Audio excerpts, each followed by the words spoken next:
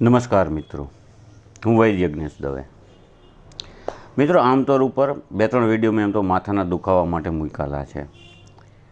આજે પણ ફરી પાછો એના માટે વાત કરું છું.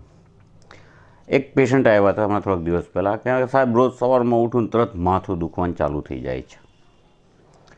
તો આવો જ એ લોકોને પ્રશ્ન રહેતો હોય છે, અથવા તો માથાના દુખાવાનો કાયમ પ્રશ્ન રહેતો હોય છે.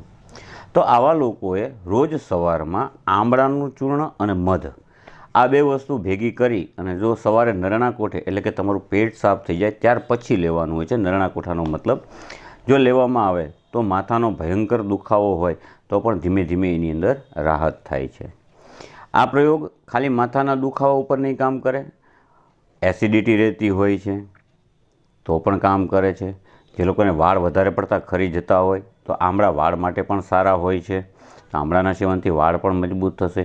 આંખોના રોગ ઉપર પણ આમળા કામ કરે છે.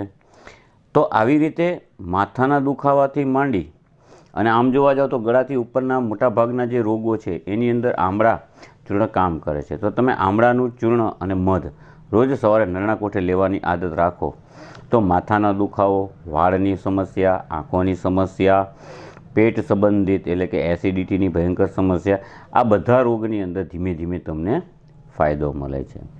જય ધન્વંતરી.